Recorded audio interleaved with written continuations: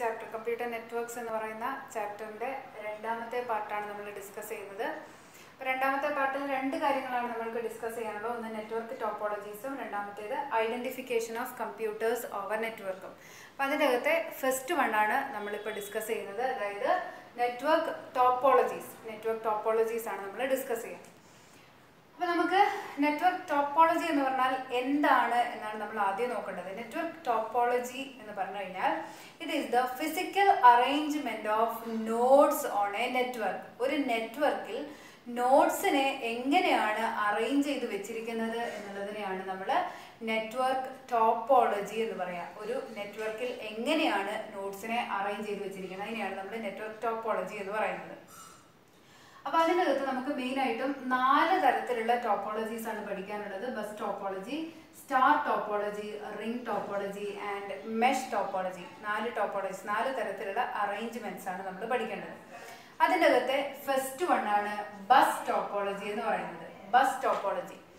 അപ്പോൾ bus topology എങ്ങനെയാണെന്ന് ചോദിച്ചു കഴിഞ്ഞാൽ the main element of bus topology is A central bus. It is A central bus. ഈ central വയറിനെ നമ്മൾ വിളിക്കുന്ന പേരാണ് central bus. And A Terminator is placed on the both ends of the central bus. ഈ central ബസ്സിന്റെ രണ്ട് സൈഡിലും Terminator എന്ന് പറയുന്ന എക്യുപ്മെന്റിനെ പ്ലേസ് ചെയ്യുന്നുണ്ട്. ഇനി each node to be connected to the network will be connected to this central bus. നമ്മൾക്ക് ഈ നെറ്റ്വർക്കിലേക്ക് കണക്ട് ചെയ്യേണ്ട ഓരോ നോഡ്സിനെയും നമ്മൾ ഈ സെൻട്രൽ ബസ്സിലേക്ക് കണക്ട് ചെയ്യാണ് ചെയ്യേണ്ടത്. പിന്നെ അതിൻ്റെ അകത്ത് ഏതെങ്കിലും ഒരു നോഡിന് മെസ്സേജ് അയക്കണമെങ്കിൽ ആ മെസ്സേജ് സെൻട്രൽ ബസ്സിലേക്ക് ട്രാൻസ്മിറ്റ് ചെയ്യും. ഏത് നോഡിനാണോ മെസ്സേജ് അയക്കേണ്ടത് ആ നോഡ് അയക്കേണ്ട മെസ്സേജിനെ ഈ സെൻട്രൽ ബസ്സിലേക്ക് അയക്കും. എന്നിട്ട് that message transmits through the central bus. ഈ സെൻട്രൽ ബസ്സിൽ കൂടെ ആ മെസ്സേജ് ഇങ്ങനെ ട്രാൻസ്മിറ്റ് ചെയ്യും. All other nodes checks this central message for new messages. ബാക്കി എല്ലാ നോഡ്സും എന്ത് ചെയ്യും? ഈ സെൻട്രൽ ബസ്സിലേക്ക് നോക്കും. പുതിയ മെസ്സേജ് വന്നിട്ടുണ്ടോ ഇന്ന് ഈ സെൻട്രൽ ബസ്സിലേക്ക് നോക്കും. ഇനി ഇന്റൻഡഡ് നോഡ്, ആർക്കാണോ ഈ മെസ്സേജ് അയച്ചിരിക്കുന്നത് ഇന്റൻഡഡ് നോഡ് ആ മെസ്സേജിനെ അക്സെപ്റ്റ് ചെയ്യും. ഇനി ഇന്റൻഡഡ് നോഡ് അക്സെപ്റ്റ് ചെയ്ത് കഴിഞ്ഞാൽ പിന്നെ പുതിയ മെസ്സേജ് അയക്കണമെന്നുണ്ടെങ്കിൽ ഓൾറെഡി ഉള്ള മെസ്സേജിനെ റിമൂവ് ചെയ്യണം. അപ്പോൾ എന്ത് ചെയ്യും? ഈ മെസ്സേജ് ഇങ്ങനെ മൂവ് ചെയ്ത് ടെർമിനേറ്ററിൽ എത്തുന്ന സമയത്ത് Terminator absorbs and ഡിസ്കാർഡ്സ് this message from the central bus. ഈ മെസ്സേജിന് ഓൾറെഡി ഇതിൻ്റെ അകത്തുള്ള മെസ്സേജിനെ ഈ ടെർമിനേറ്റർ ഇതിൻ്റെ അകത്തുനിന്ന് അബ്സോർബ് ചെയ്ത് റിമൂവ് ചെയ്ത് കളയും. അതാണ് ടെർമിനേറ്ററിൻ്റെ ആവശ്യകത. ഇനി ഈ ബസ് ഫ്രീ ആയതിനു ശേഷം മാത്രമേ, ഈ സെൻട്രൽ ബസ് ഫ്രീ ആയതിനു ശേഷം മാത്രമേ അടുത്ത നോഡിന് മെസ്സേജ് സെൻഡ് ചെയ്യാൻ വേണ്ടിയിട്ട് പറ്റത്തുള്ളൂ. അപ്പോൾ ഒരു സമയത്ത് ഒരു നോഡിന് മാത്രമേ ബസ് ടോപ്പോളജിയിൽ ഡാറ്റ ട്രാൻസ്മിറ്റ് ചെയ്യാൻ വേണ്ടിയിട്ട് പറ്റുള്ളൂ. അപ്പോൾ ഇതാണ് ബസ് ടോപ്പോളജി എന്ന് പറയുന്നത്. അപ്പോൾ bus topology consist of a central bus. ഒരു സെൻട്രൽ ബസ് ഉണ്ട്. Both ends of the central bus are terminators. രണ്ടറ്റത്തും ടെർമിനേറ്റർ എന്ന് പറയുന്ന ഡിവൈസ് ഉണ്ട്, terminator. Each nodes in the network will be connected to the central bus. ഈ ഓരോ നോഡും central ബസ്സിനോട് connected ആയിരിക്കും. നമ്മുടെ കേബിൾ ടി വിയുടെ എക്സാമ്പിൾ ആണ് നമ്മൾ പറയാം. കേബിൾ ടി വിക്ക് വേണ്ടിയിട്ട് നമ്മുടെ റോട്ടിൽ കൂടെ ഒരു വയർ നേരെ വലിച്ചിട്ടുണ്ടാവും. ആർക്കൊക്കെ കേബിൾ കണക്ഷൻ വേണോ അവർക്കൊക്കെ എന്ത് ചെയ്യും? അതിൽ നിന്നും നമ്മുടെ ടി വിയിലേക്ക് ഒരു കണക്ഷൻ എടുത്തു കൊടുക്കുക. സെൻട്രൽ വയറിൽ നിന്ന് ഒരു കണക്ഷൻ നമ്മുടെ ടി വിയിലേക്ക് എടുക്കും. ഇതാണ് ബസ് ടോപ്പോളജിയുടെ ക്ലാസിക് ആയിട്ടുള്ള ഒരു എക്സാമ്പിൾ. അപ്പോൾ ഇങ്ങനെയുള്ള ഒരു ടോപ്പോളജിനെയാണ് നമ്മൾ ബസ് ടോപ്പോളജി എന്ന് പറയുന്നത്. ഇനി ബസ് ടോപ്പോളജിയിൽ ഏതെങ്കിലും നോഡിന് മെസ്സേജ് സെൻഡ് ചെയ്യണമെങ്കിൽ that message will be transmitted to the central bus. ഈ സെൻട്രൽ ബസ്സിലേക്ക് ആ മെസ്സേജിനെ ട്രാൻസ്മിറ്റ് ചെയ്യും. The message transmits throughout the central bus. ഈ സെൻട്രൽ ബസ്സിൽ മുഴുവനായിട്ടും ആ മെസ്സേജ് ട്രാൻസ്മിറ്റ് ചെയ്തുകൊണ്ടിരിക്കും. All the nodes connected to the bus will be checking for new messages. ഈ ബസ്സിലേക്ക് കണക്ട് ചെയ്തിരിക്കുന്ന എല്ലാ നോഡുകളും പുതിയ മെസ്സേജിന് വേണ്ടിയിട്ട് ചെക്ക് ചെയ്തുകൊണ്ടേയിരിക്കും. എന്താണ് ഇന്റർനെറ്റ് നോഡ് എന്ത് ചെയ്യും? പുതിയ മെസ്സേജ് വരുന്ന സമയത്ത് ആർക്കാണോ ഈ മെസ്സേജ് അയച്ചത് ആ നോഡ് അതിനെ അക്സെപ്റ്റ് ചെയ്യും. ബാക്കി എല്ലാവരും അതിനെ ഡിസ്കാർഡ് ചെയ്യും. അതിനുശേഷം ഈ മെസ്സേജ് ഈ സെൻട്രൽ ബസ്സിൽ നിന്നും അബ്സോർബ് ചെയ്ത് റിമൂവ് ചെയ്യാൻ വേണ്ടിയിട്ടാണ് ഇവിടെ ടെർമിനേറ്ററിനെ രണ്ടറ്റത്തും പ്ലേസ് ചെയ്തിരിക്കുന്നത്. Terminator absorbs and removes this message from the central bus. ഇനി at a time only one node can transmit message. ഒരു സമയത്ത് ഒരു നോഡിന് മാത്രമേ ബസ് ടോപ്പോളജിയിൽ ഡാറ്റ ട്രാൻസ്മിറ്റ് ചെയ്യാൻ വേണ്ടിയിട്ട് പറ്റത്തുള്ളൂ. ഇതാണ് ബസ് ടോപ്പോളജി. ഇനി ബസ് ടോപ്പോളജിയുടെ ക്യാരക്ടറിസ്റ്റിക്സ് എന്ന് പറയുന്നത് ഈസി ടു ഇൻസ്റ്റാൾ ചെയ്യാൻ എളുപ്പമാണ്, പൈസ കുറവാണ്, ഇനി ഏതെങ്കിലും ഒരു നോഡ് ഫെയിൽ ആയാൽ അത് ഈ ബാക്കി നോഡുകളെ ഒന്നും അത് എഫക്റ്റ് ചെയ്യില്ല. പക്ഷെ അതേസമയം സെൻട്രൽ ബസ്സിന് എന്തെങ്കിലും സംഭവിച്ചു കഴിഞ്ഞാൽ it effects the network. Central bus കേടായി കഴിഞ്ഞാൽ പിന്നെ ആ നെറ്റ്വർക്കിനെ വർക്ക് ചെയ്യാൻ വേണ്ടിയിട്ട് പറ്റത്തില്ല. ഒരു സമയത്ത് ഒരാൾക്ക് മാത്രമേ ഒരു നോഡിന് മാത്രമേ ഡാറ്റ ട്രാൻസ്മിറ്റ് ചെയ്യാൻ പറ്റുള്ളൂ. ഇനി ഫോൾട്ട് ഡയഗ്നോസിസ്, എന്തെങ്കിലും കേട് സംഭവിച്ചു കഴിഞ്ഞാൽ എവിടെയാണ് കേട് സംഭവിച്ചതെന്ന് കണ്ടുപിടിക്കാൻ ബുദ്ധിമുട്ടാണ്. ഇത്രയാണ് characteristics of bus topology. Install ചെയ്യാൻ എളുപ്പമാണ്, പൈസ കുറവാണ്, പിന്നെ ഏതെങ്കിലും ഒരു നോഡ് ഫെയിൽ ആയാൽ അത് നെറ്റ്വർക്കിനെ എഫക്റ്റ് ചെയ്യില്ല. ഇപ്പോൾ ഈ നോഡ് കേടായി, ആ നോഡ് കേടായാൽ ആ നോഡ് അവിടെ കേടായിരിക്കും, ബാക്കി നോഡിനൊന്നും വർക്ക് ചെയ്യുന്നതിന് ഒരു കുഴപ്പമില്ല. അപ്പോൾ ഒരു നോഡ് ഫെയിൽ ആയാലും അത് നെറ്റ്വർക്കിനെ എഫക്റ്റ് ചെയ്യില്ല. പക്ഷേ സെൻട്രൽ ബസ് കേടായി കഴിഞ്ഞാൽ അത് നെറ്റ്വർക്ക് ഫെയിൽ ആവും. സെൻട്രൽ ബസ്സിന് എന്തെങ്കിലും പറ്റിക്കഴിഞ്ഞാൽ നെറ്റ്വർക്ക് ഫെയിൽ ആവും. പിന്നെ ഒരു സമയത്ത് ഒരാൾക്ക് മാത്രമേ ഡാറ്റ ട്രാൻസ്മിറ്റ് ചെയ്യാൻ വേണ്ടിയിട്ട് പറ്റത്തുള്ളൂ. നെറ്റ്വർക്കിൽ എന്തെങ്കിലും ഇഷ്യൂ ഉണ്ടായിക്കഴിഞ്ഞാൽ അത് ഡയഗ്നോസ് ചെയ്യാൻ, എന്താണ് എറർ എന്നുള്ളത് ഡയഗ്നോസ് ചെയ്യാൻ കുറച്ച് ബുദ്ധിമുട്ടാണ്. ഇത്രയാണ് ബസ് ടോപ്പോളജിയുടെ പ്രത്യേകതകൾ, ക്യാരക്ടറിസ്റ്റിക്സ് എന്ന് പറയുന്നത്. ഇനി രണ്ടാമത്തെ ടോപ്പോളജിയാണ് star topology. In star topology, all the nodes will be connected to a central hub or switch. ഒരു സെൻട്രൽ ഹബിലേക്കോ അല്ലെങ്കിൽ സ്വിച്ചിലേക്കോ നെറ്റ്വർക്കിലേക്ക് കണക്ട് ചെയ്യേണ്ട എല്ലാ ഡിവൈസസിനെയും എല്ലാ നോഡ്സിനെയും കണക്ട് ചെയ്യുന്ന തരത്തിലുള്ള ടോപ്പോളജിനെ നമ്മൾ വിളിക്കുന്ന പേരാണ് star topology. In star topology, all the nodes will be connected to a central hub or switch. ഇനി സ്റ്റാർ ടോപ്പോളജിയുടെ ക്യാരക്ടറിസ്റ്റിക്സ് പറയുകയാണെങ്കിൽ it is more efficient than bus topology. Bus ടോപ്പോളജിനേക്കാളും എഫിഷ്യൻ്റ് ആയിട്ടുള്ള ടോപ്പോളജിയാണ് സ്റ്റാർ ടോപ്പോളജി എന്ന് പറയുന്നത്. ഈസി ടു ഇൻസ്റ്റാൾ ചെയ്യാൻ എളുപ്പമാണ് ബസ് പോലെ തന്നെ. കാരണം നമുക്ക് ഏതെങ്കിലും ഒരു പുതിയ ഡിവൈസ് കണക്ട് ചെയ്യണമെങ്കിൽ അതിന് നേരെ ഈ ഒരു വയർ വെച്ച് ഹബിലേക്കോ സ്വിച്ചിലേക്കോ കണക്ട് ചെയ്താൽ മതി. ഇനി രണ്ടാമത്തെ ഇതിൻ്റെ അഡ്വാൻറ്റേജ് എന്ന് പറയുന്നത്, ഒരു നോഡ് ഫെയിൽ ആയാലും it does not effect the network. ഒരു നോഡ് ഫെയിൽ ആയി കഴിഞ്ഞാൽ ആ നെറ്റ്വർക്കിൻ്റെ ഒരു കുഴപ്പമില്ല, ആ നോഡ് കേടായി ബാക്കി എല്ലാ നോഡ്സും കൃത്യമായിട്ട് വർക്ക് ചെയ്യും. Failure of one node will not effect the network. ഇനി ബസ് പോലെ തന്നെ but the failure of central hub or switch breaks down the entire network. Central ഹബ്ബോ സ്വിച്ചോ കേടായി കഴിഞ്ഞാൽ എൻറ്റയർ നെറ്റ്വർക്ക് ഫെയിൽ ആവും. അപ്പോൾ ഇത്രയാണ് നമ്മുടെ സ്റ്റാർ ടോപ്പോളജിയുടെ ക്യാരക്ടറിസ്റ്റിക്സ്. സ്റ്റാർ ടോപ്പോളജി എന്ന് പറയുന്നത് തന്നെ all the nodes will be connected to a central hub or switch. Advantage എന്ന് പറയുന്നത് ഇൻസ്റ്റാൾ ചെയ്യാൻ എളുപ്പമാണ്. ഒരു സിംഗിൾ നോഡിൻ്റെ ഫെയിലിയർ നെറ്റ്വർക്കിനെ എഫക്റ്റ് ചെയ്യില്ല. പക്ഷേ ഫെയിലിയർ ഓഫ് ഹബ്ബോ സ്വിച്ചോ കേടായി കഴിഞ്ഞാൽ എൻറ്റയർ നെറ്റ്വർക്ക് ബ്രേക്ക് ഡൗൺ ആവും. അതാണ് സ്റ്റാർ ടോപ്പോളജി. ഇനി അടുത്ത ടോപ്പോളജിയാണ് റിംഗ് ടോപ്പോളജി. റിംഗ് ടോപ്പോളജി, നിങ്ങൾ ഏതൊരു ടോപ്പോളജി എഴുതുകയാണെങ്കിലും അതിൻ്റെ അകത്തെ ഒരു മാർക്ക് എന്ന് പറയുന്നത് അതിൻ്റെ ഡയഗ്രത്തിനാണ്. ഡയഗ്രാം വരച്ചു കഴിഞ്ഞാൽ, അപ്പോൾ 3 മാർക്കിൻ്റെ ക്വസ്റ്റ്യൻ ആണെങ്കിൽ നിങ്ങൾ മുഴുവൻ പോയിന്റും എഴുതി, ഡയഗ്രാം വരയ്ക്കാതെയാണ് നിങ്ങൾ മുഴുവൻ പോയിന്റും എഴുതിയെങ്കിൽ നിങ്ങൾക്ക് മാർക്ക് കിട്ടില്ല. ടോപ്പോളജി എഴുതുന്ന സമയത്ത് അല്ലെങ്കിൽ ടോപ്പോളജി പഠിക്കുന്ന സമയത്ത് അതിൻ്റെ ക്യാരക്ടറിസ്റ്റിക്സ് എഴുതുന്നതിനേക്കാളും അതിൻ്റെ എക്സ്പ്ലനേഷൻ എഴുതുന്നതിനേക്കാളും ഇമ്പോർട്ടൻ്റ് ആയിട്ടുള്ള കാര്യം അതിൻ്റെ ഡയഗ്രമാറ്റിക് റെപ്രസെൻറ്റേഷൻ ആണ്. അപ്പോൾ അതുകൊണ്ട് നിങ്ങൾ അതിൻ്റെ ഡയഗ്രാം കൃത്യമായിട്ട് വരയ്ക്കണം. അപ്പോൾ റിംഗ് ടോപ്പോളജി എന്ന് പറഞ്ഞു കഴിഞ്ഞാൽ the arrangement of nodes in the form of a ring. നോഡ്സിനെ ഒരു റിങ്ങിൻ്റെ ഫോമിൽ നമ്മൾ റെപ്രസെൻറ്റ് ചെയ്ത് വെക്കുന്നതിനെയാണ് നമ്മൾ റിംഗ് ടോപ്പോളജി എന്ന് പറയുന്നത്. അപ്പോൾ ഇതിനകത്ത് ഡാറ്റ ട്രാൻസ്മിഷൻ എങ്ങനെയാണ് നടക്കുന്നത്? Data will be transmitted from one node to the very next node. അതിൻ്റെ തൊട്ടടുത്തുള്ള നോഡിലേക്ക് ഡാറ്റ ട്രാൻസ്മിറ്റ് ചെയ്യും. then to the very next node to it. അതിൻ്റെ തൊട്ടടുത്തുള്ള നോഡിലേക്ക് അങ്ങനെ ട്രാൻസ്മിറ്റ് ചെയ്ത് ഒരു നോഡിൽ നിന്ന് അടുത്ത നോഡിലേക്ക് ട്രാൻസ്മിറ്റ് ചെയ്ത് പോകുന്നതിനെയാണ് നമ്മൾ റിംഗ് ടോപ്പോളജി എന്ന് പറയുന്നത്. ഇനി data flow in ring topology is unidirectional. Uni എന്ന് പറഞ്ഞു കഴിഞ്ഞാൽ തന്നെ ഒരു ഡയറക്ഷനിലേക്ക് മാത്രമേ ഡാറ്റ ട്രാൻസ്മിറ്റ് ചെയ്യാൻ പറ്റുള്ളൂ. ഇപ്പം ഇവിടുന്ന് ഇങ്ങോട്ട് 1ൽ നിന്ന് 2, 3, 4 4 ഉണ്ടെന്ന് വിചാരിക്കുക. 1ൽ നിന്നും 2ലേക്ക് ഡാറ്റ ട്രാൻസ്മിറ്റ് ചെയ്യാൻ പറ്റും. പക്ഷെ ഒരിക്കലും 1ൽ നിന്ന് 4ലേക്ക് ഡാറ്റ ട്രാൻസ്മിറ്റ് ചെയ്യാൻ വേണ്ടിയിട്ട് പറ്റില്ല. ഒറ്റ ഡയറക്ഷനിൽ മാത്രമേ ഡാറ്റ ട്രാൻസ്മിഷൻ നടക്കുകയുള്ളൂ. either to left side or to right side. ഒന്നെങ്കിൽ ലെഫ്റ്റ് സൈഡിലേക്ക് മാത്രം ഡാറ്റ ട്രാൻസ്മിഷൻ നടക്കും, അല്ലെങ്കിൽ റൈറ്റ് സൈഡിലേക്ക് മാത്രമേ ഡാറ്റ ട്രാൻസ്മിഷൻ നടക്കുകയുള്ളൂ. യൂണി ഡയറക്ഷനിലാണ് ഡാറ്റ ട്രാൻസ്മിഷൻ എന്ന് പറയുന്നത്. അതാണ് റിംഗ് ടോപ്പോളജിയുടെ പ്രത്യേകത. ഇനി റിംഗ് ടോപ്പോളജിയിൽ നോക്കുക. റിംഗ് ടോപ്പോളജിയിൽ ഇതിൻ്റെ ഇടയ്ക്ക് ഏതെങ്കിലും ഒരു നോഡ് ഫെയിൽ ആയി കഴിഞ്ഞാൽ it breaks down the entire network. ഏതെങ്കിലും ഒരു നോഡ് ഫെയിൽ ആയി കഴിഞ്ഞാൽ എൻറ്റയർ നെറ്റ്വർക്കിൻ്റെ ഫെയിലിയർ ആണ് അവിടെ സംഭവിക്കുന്നത്. അപ്പോൾ ഇവിടെ നോക്കിയാൽ അറിയാം, ഇവിടെ ഈ ഒന്നാമത്തെ നോഡിൽ നിന്ന് നാലാമത്തെ നോഡിലേക്ക് ഡാറ്റ ട്രാൻസ്മിറ്റ് ചെയ്യണമെന്ന് വിചാരിക്കുക. അങ്ങനെയാണെങ്കിൽ ഒന്നിൽ നിന്ന് രണ്ടിലേക്ക് ഇങ്ങനെ മാത്രമേ, തിരിച്ച് ഡാറ്റ ഒരിക്കലും ട്രാൻസ്മിറ്റ് ചെയ്യാൻ പറ്റില്ല, യൂണി ഡയറക്ഷൻ ആണ്. അപ്പോൾ ഒന്നിൽ നിന്ന് രണ്ടിലേക്ക് അയക്കുന്നു, രണ്ടിൽ നിന്ന് മൂന്നിലേക്ക് അയക്കുന്നു, മൂന്നിൽ നിന്ന് നാലിലേക്കാണ് ഡാറ്റ ട്രാൻസ്മിഷൻ നടക്കുക. അപ്പോൾ ഇതിന്റെ ഇടയ്ക്കുള്ള 2 എന്ന് പറയുന്ന നോഡ് കേടായി കഴിഞ്ഞാൽ എന്ത് സംഭവിക്കും? ഈ ഒന്നിൽ നിന്ന് നാലിലേക്ക് ഒരു രീതിയിലും ഡാറ്റ ട്രാൻസ്മിറ്റ് ചെയ്യാൻ വേണ്ടിയിട്ട് പറ്റത്തില്ല. അപ്പോൾ ഇതാണ് റിംഗ് ടോപ്പോളജിയുടെ ഒരു ക്യാരക്ടറിസ്റ്റിക്സ് എന്ന് പറയുന്നത്. Failure of one node affects the entire network. ഒരു നോഡ് കേടായാലും അത് എൻറ്റയർ നെറ്റ്വർക്കിനെ അഫക്റ്റ് ചെയ്യും.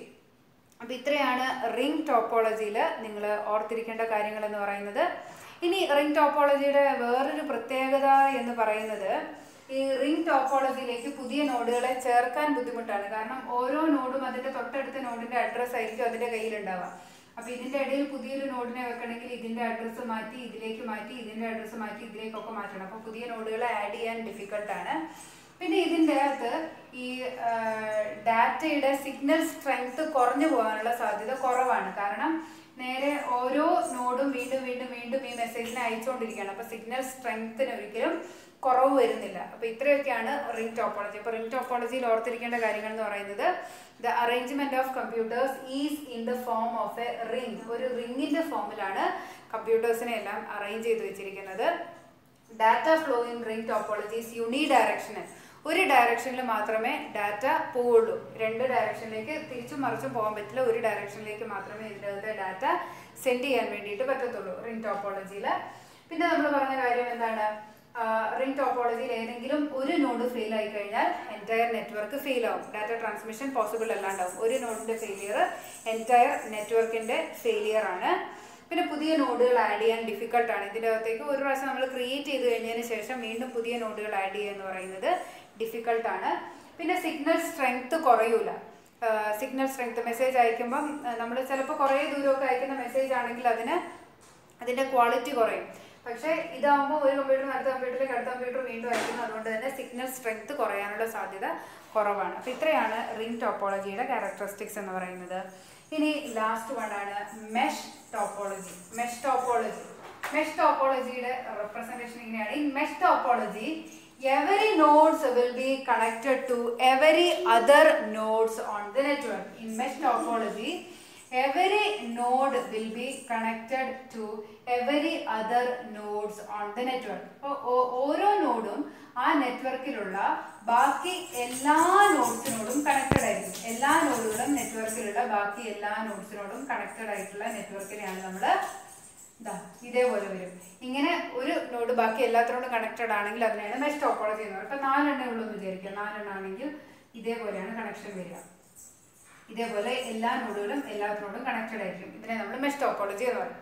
Mesh topology is the most reliable topology. നമ്മൾക്ക് ഏറ്റവും കൂടുതൽ വിശ്വസിക്കാൻ പറ്റുന്ന ടോപ്പോളജി എന്ന് പറയുന്നത് ഏതാണ്? മെഷ് ടോപ്പോളജിയാണ്. കാരണം ഒരു പാത്ത്, ഇപ്പൊ ഇവിടുന്ന് ഇങ്ങോട്ടുള്ള പാത്ത്, ഈ വയറിന് എന്തെങ്കിലും കേടുപറ്റി കഴിഞ്ഞാലും ഇവിടുന്ന് ഇങ്ങോട്ട് ഡാറ്റ ട്രാൻസ്മിറ്റ് ചെയ്യാം, അല്ലെങ്കിൽ ഇവിടുന്ന് ഇങ്ങോട്ട് ഡാറ്റ ട്രാൻസ്മിറ്റ് ചെയ്യാം, അല്ലെങ്കിൽ ഇവിടുന്ന് ഇങ്ങോട്ട് ഡാറ്റ ട്രാൻസ്മിറ്റ് ചെയ്യാം. വേറൊരു പാത്തിൽ കൂടെ ഡാറ്റ ട്രാൻസ്മിഷൻ പോസിബിൾ ആണ്. ഏതെങ്കിലും ഒരു പാത്ത് ഫെയിൽ ആയി കഴിഞ്ഞാലും വേറൊരു പാത്തിൽ കൂടെയുള്ള ഡാറ്റ ട്രാൻസ്മിഷൻ പോസിബിൾ ആണ് മെഷ് ടോപ്പോളജിയിൽ. പക്ഷേ ഒരുപാട് വയർ ലെങ്ത് ആവശ്യമുണ്ട്, ഒരുപാട് കോംപ്ലിക്കേറ്റഡ് ആണ്, ഇത് ഒരുപാട് കോസ്റ്റ്ലി ആണ്. കാരണം ഇത്രയും വയർ വെച്ച് അങ്ങോട്ടും ഇങ്ങോട്ടും ഒക്കെ കണക്ട് ചെയ്യണം. അപ്പോൾ അത് വളരെ കോംപ്ലിക്കേറ്റഡും ആണ്, വളരെ കോസ്റ്റ്ലി ആണ്. ഇതാണ് മെഷ് ടോപ്പോളജിയുടെ പ്രത്യേകത. അപ്പം മെഷ് ടോപ്പോളജി എന്ന് പറഞ്ഞു കഴിഞ്ഞാൽ നിങ്ങൾ മനസ്സിലാക്കേണ്ടത് ഇത്രയാണ്.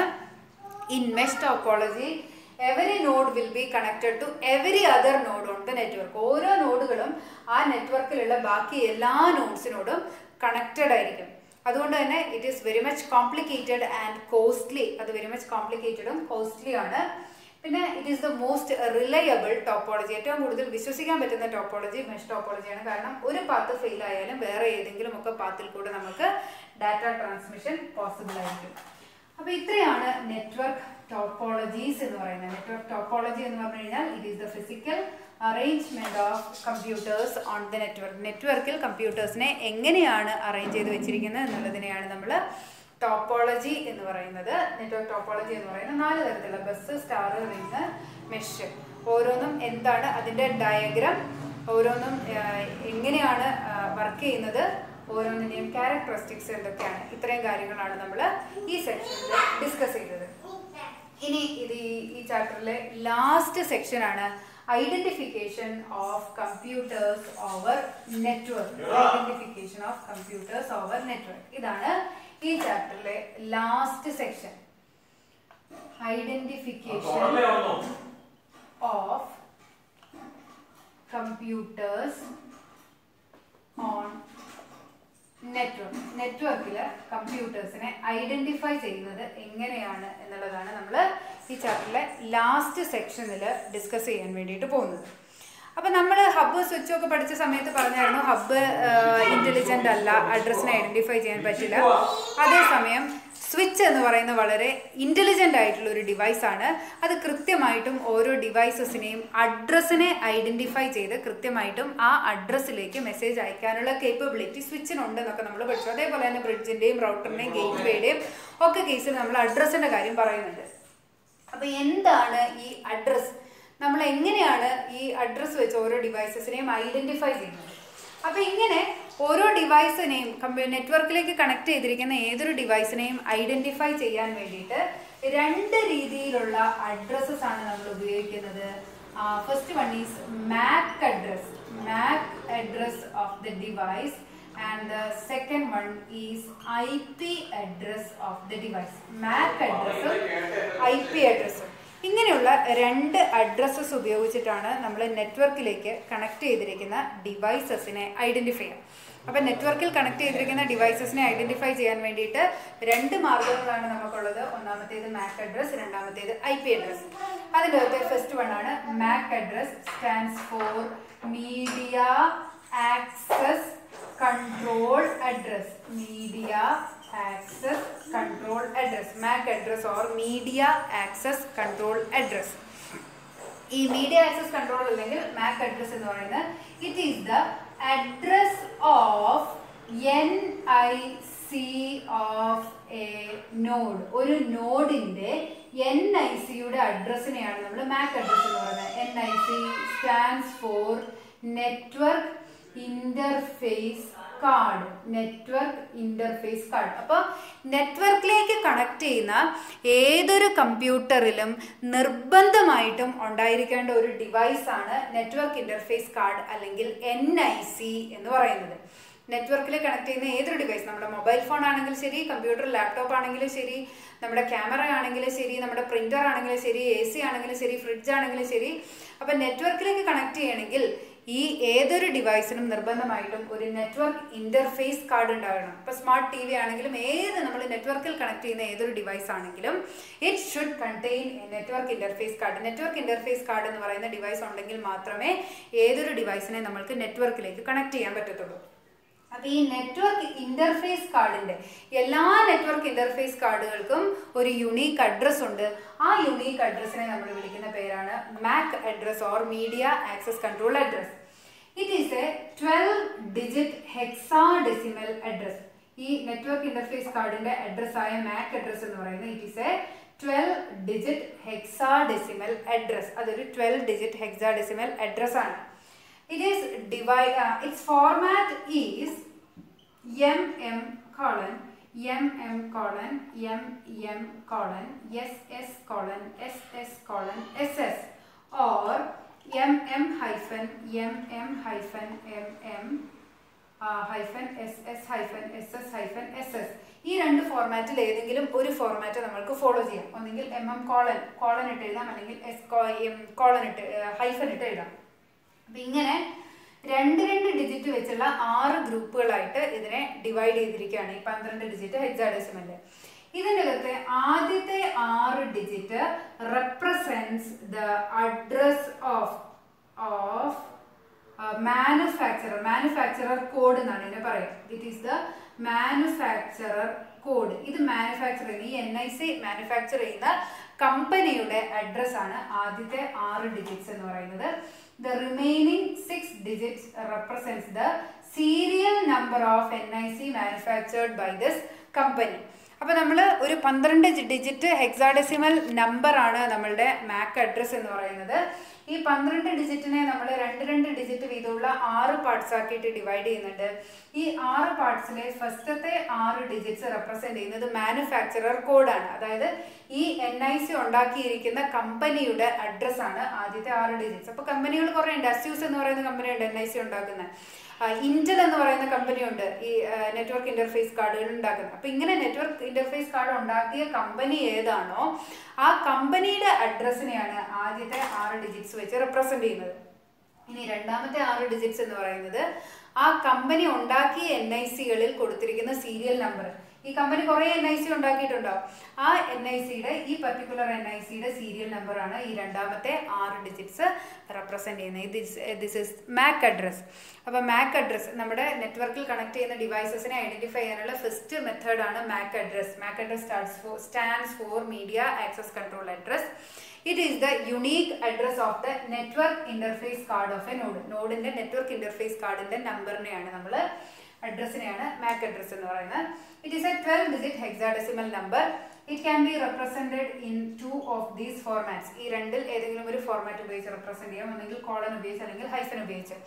It is divided into 6 parts which contains 2 bits each. 6 പാർട്ടാക്കി ഓരോ പാർട്ടിനും 2 ബിറ്റുള്ള 6 പാർട്സ് ആക്കി ഡിവൈഡ് ചെയ്തിരിക്കുന്നു. അതിൻ്റെ അകത്തെ ആദ്യത്തെ 6 ഡിജിറ്റ്സിനെ the first 6 digits represents the manufacturer code of the NIC. ആ NIC മാനുഫാക്ചർ ചെയ്തിരിക്കുന്ന കമ്പനിയുടെ അഡ്രസ്സിനെയാണ് ആദ്യത്തെ 6 ഡിജിറ്റ് റെപ്രസെന്റ് ചെയ്യുന്നത്. And the second 6 digits represents the serial number of the NIC. ആ NICയുടെ സീരിയൽ നമ്പർ, ആ കമ്പനി മാനുഫാക്ചർ ചെയ്യുന്ന NICകളുടെ സീരിയൽ നമ്പറിനെയാണ് രണ്ടാമത്തെ 6 ഡിജിറ്റ്സ് റെപ്രസെന്റ് ചെയ്യുന്നത്. ഇത്രയാണ് MAC അഡ്രസ്സിൽ നിങ്ങൾ മനസ്സിലാക്കിയിരിക്കേണ്ട കാര്യം. ഇനി ഐഡന്റിഫിക്കേഷൻ ഓഫ് കമ്പ്യൂട്ടേഴ്സിനെ ഐഡന്റിഫൈ ചെയ്യാൻ വേണ്ടിയിട്ടുള്ള രണ്ടാമത്തെ മെത്തേഡാണ് IP അഡ്രസ് എന്ന് പറയുന്നത്. IP address stands for Internet Protocol Address. IP address stands for Internet Protocol Address. IP address അല്ലെങ്കിൽ Internet Protocol Address എന്നാണ് നമ്മൾ പറയുന്നത്. IP address is a 32-bit binary number. IP address എന്ന് പറയുന്നത് ഒരു 32-bit binary number ആണ്. 32-bit binary number. It is divided into 4 parts containing 8 bits each. 4 parts containing 8 bits. ഇതിനെ 8 ബിറ്റുകൾ വീതമുള്ള 4 പാർട്ടുകളായിട്ട് ഡിവൈഡ് ചെയ്തിരിക്കുന്നു. And each part is converted into decimal. ഓരോ പാർട്ടിനെയും 8 digit വീതമുള്ള ഓരോ പാർട്ടിനെയും നമ്മൾ ഈ ബൈനറിനെ നമ്മൾ ഡെസിമലിലേക്ക് കൺവേർട്ട് ചെയ്യുന്നു. And each part is separated by a dot. ഓരോ പാർട്ടുകളെയും സെപ്പറേറ്റ് ചെയ്യാൻ വേണ്ടിയിട്ട് നമ്മൾ ഡോട്ട് എന്ന് പറയുന്ന ഒരു ഓപ്പറേറ്ററിനെയാണ് ഉപയോഗിക്കുന്നത്. അപ്പോൾ ഇങ്ങനെ നമ്മൾ റെപ്രസെന്റ് ചെയ്തിരിക്കുന്നത്. And this representation is known as dotted decimal representation. ഈ റെപ്രസെന്റേഷനെ നമ്മൾ വിളിക്കുന്ന പേരാണ് ഡോട്ടഡ് ഡെസിമൽ റെപ്രസെന്റേഷൻ. ഈ ഒരു റെപ്രസെന്റേഷനെയാണ് നമ്മൾ IP അഡ്രസ് എന്ന് പറയുന്നത്. അപ്പോൾ ഇത്രയാണ് IP അഡ്രസ്സിൽ നിങ്ങൾ മനസ്സിലാക്കേണ്ടത്. IP അഡ്രസ് എന്ന് പറയുന്നത് ഒരു 32-ബിറ്റ് ബൈനറി നമ്പറാണ്. 32 ബിറ്റുള്ള ബൈനറി നമ്പറാണ്. അപ്പോൾ ബൈനറി എന്ന് പറഞ്ഞാൽ നിങ്ങൾക്കറിയാം 1 0 മാത്രമേ ഈ ബൈനറി നമ്പേഴ്സിലുള്ളൂ. അപ്പോൾ ഈ 32 ബിറ്റ്, 32 ഈ 1 0 1 0 1 നമ്മുടെ ഒരു 10 ഒക്കെ ഉള്ള മൊബൈൽ നമ്പർ തന്നെ നമ്മൾക്ക് ഓർത്തിരിക്കാൻ ബുദ്ധിമുട്ടാണ്. അത് പല ഡിജിറ്റ്സ്, 10 ഡിജിറ്റ്സ് വേറെ ഉണ്ടായിട്ട് വരും. അപ്പോൾ 1ന്റെയും 0ന്റെയും മാത്രം സീക്വൻസിൽ എഴുതുന്ന ഈ 32 ബിറ്റുകളെ നമ്മൾക്ക് ഓർത്തിരിക്കാൻ വളരെ ബുദ്ധിമുട്ടായതുകൊണ്ട് നമ്മൾ എന്ത് ചെയ്യുന്നു, ഇതിനെ 8 ബിറ്റ് വീതമുള്ള 4 പാർട്ടുകളായിട്ട് ഡിവൈഡ് ചെയ്യും. ഇതിൻ്റെ അകത്തെ ഓരോ പാർട്ടിനെയും ഇതിൻ്റെ കറസ്പോണ്ടിങ് ആയിട്ടുള്ള ഡെസിമലിലേക്ക് മാറ്റും. ഡെസിമലിലേക്ക് മാറ്റി കഴിയുമ്പോൾ നമുക്ക് എന്താണ്, ഡെസിമൽ നമ്പേഴ്സ് ഓർത്തിരിക്കാൻ കുറച്ചും കൂടെ ബുദ്ധിമുട്ടാണ്, അല്ല എളുപ്പമാണ്. അപ്പോൾ നമ്മൾ എന്ത് ചെയ്താൽ മതി, 4 ഡെസിമൽ നമ്പേഴ്സ് മാത്രം ഓർത്തിരുന്നാൽ മതി. ഈ 4 ഡെസിമൽ നമ്പേഴ്സിനെയും ഓരോന്നിനെയും നമ്മൾ ഡോട്ട് ഓപ്പറേറ്റർ വെച്ച് സെപ്പറേറ്റ് ചെയ്യും. ഇപ്പോൾ നമ്മൾ 133.7.21.2 ഇതൊരു വാലിഡ് ആയിട്ടുള്ള IP അഡ്രസ്സാണ്.